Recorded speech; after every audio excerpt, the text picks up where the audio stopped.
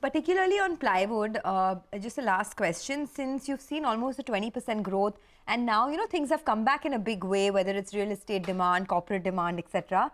What kind of sustainable growth are you looking at? And can you help us with what is the market share currently and how much has it grown by, if at all?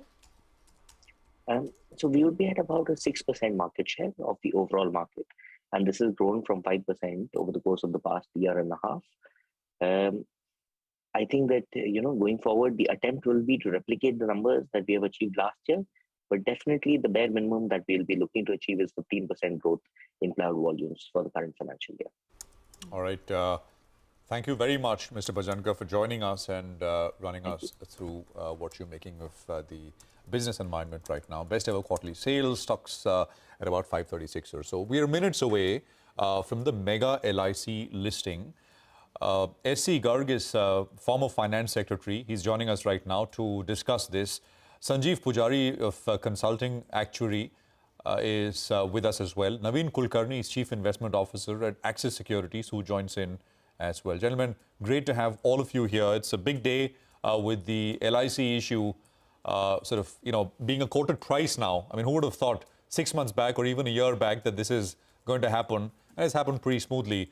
Naveen, we're getting rates now. So, I think the focus obviously on the first day is on the price, right? So 872 is where it's listed in the settled in the pre-open. For those watching who've gotten allotment, what should their move be? Should they do anything, sit tight? What's your advice?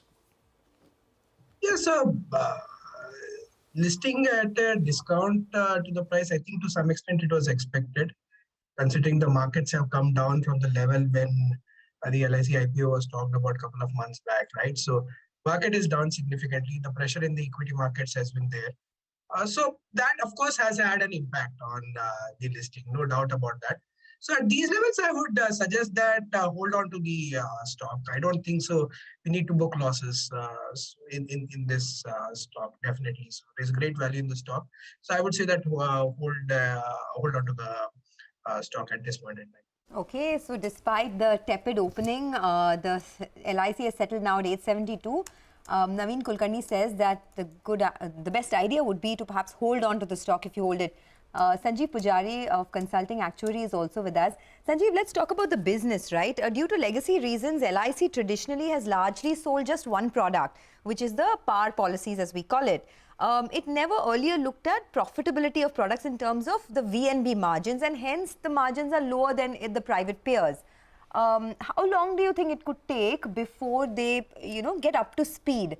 And how does that tie in with the listing price itself?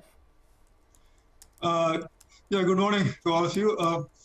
Regarding LIC's margin, if you look at the margins, what was disclosed as on September, figures in the DRSP, it's 12.3. It's not really far off from the private company's margin when they listed, say around 3, 4, 5 years back. It's not very different.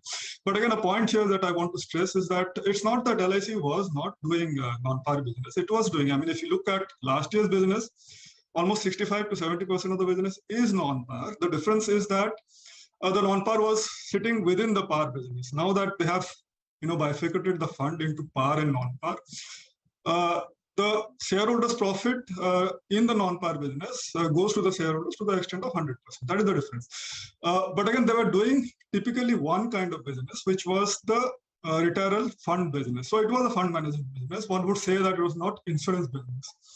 So in a way, possibly they were not doing the right kind of non-par business, or to put it differently, they were doing too much of one kind of business. What they need to do basically to be on the same level as the private companies to diversify.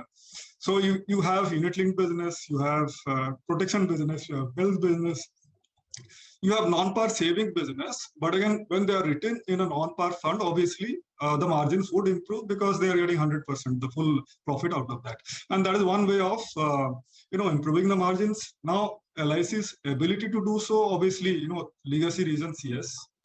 So you don't expect LIC to hit the ground running. I won't expect that. But again, if the will is there and the positive factors, if you see the policyholders' trust, the brand name, and the financial muscle it has in the market today, I think the three things can, over a period of time, when I say over a period of time, it could be 3 years, it could be 5 years, change the business model under the new structure to take the margins where LIC would want it to be.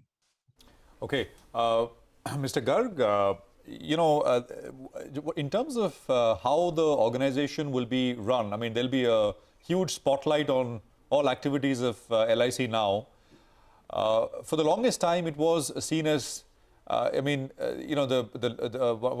large vehicle for the government to engineer rescue acts, right? Without kind of going into specific details. Will all of that change? Because, investors would want this to be run as a sort of absolutely professional company without any of that, because this is shareholder money. Your thoughts, Mr. Garg? So the LIC has been sort of coming to the rescue of the government, both for subscribing to the borrowings of the state governments as well as the central government, and also bailing out the issues from time to time. Now with some share, only about 3.5% going into the public hands, I don't expect this to materially change going forward. Of course, the public scrutiny listing will bring some effect on the way the board and the investment committee of the LIC functions. But to expect that there would be a total departure and the fund management would be now a very professional management, and the LIC will not invest in the government bonds as well as invest in the government's IPOs, etc., might be a little too much to expect. Okay, got that. Let's get back to tracking the earnings then, because, all right, there you have it. Just in seconds from now, you will have the LIC listing listed at 882, which is a 7% discount to its issue price. So slightly disappointing, the listing, you'd have to say, no two ways about that. But this is India's largest insurance company and has garnered more than 20,000 crores for the government of India. So this is a momentous day, really. 889 is where LIC is settling now, about 6% lower.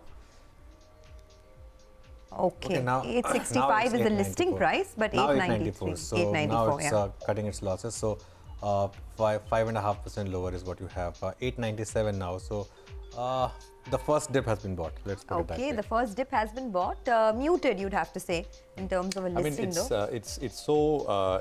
It's synonymous with insurance, right? Anand, you said in the morning, LIC liya kya?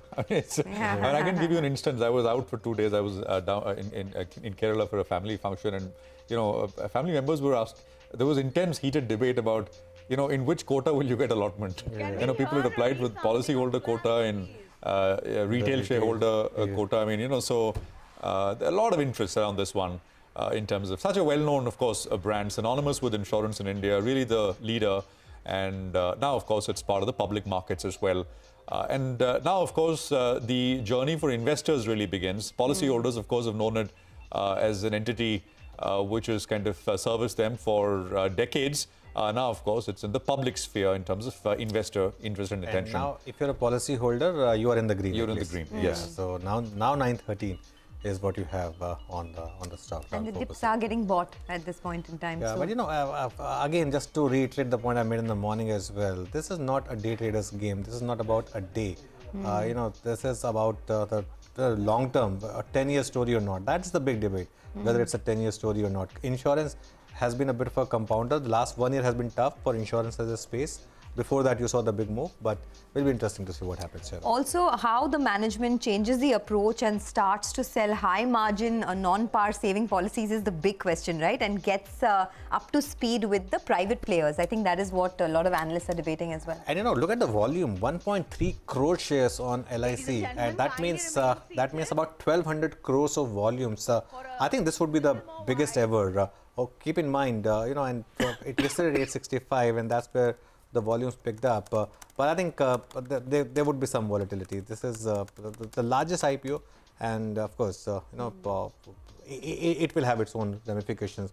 1.4 crore shares almost traded on that. I think we are in for some kind of record in terms of volumes in secondary market today. Okay, it's a historic day, no two ways about that. The largest IPO, the largest insurance company and such big money that has come through to the government of India, right? Over 20,000 crores. So it's a big, big day for all stakeholders of LIC. But let's get back to discussing the business because, Sanjeev Pujari was making a comment earlier about how the VNB margins, it could take some time for LIC to get up to speed with its private peers.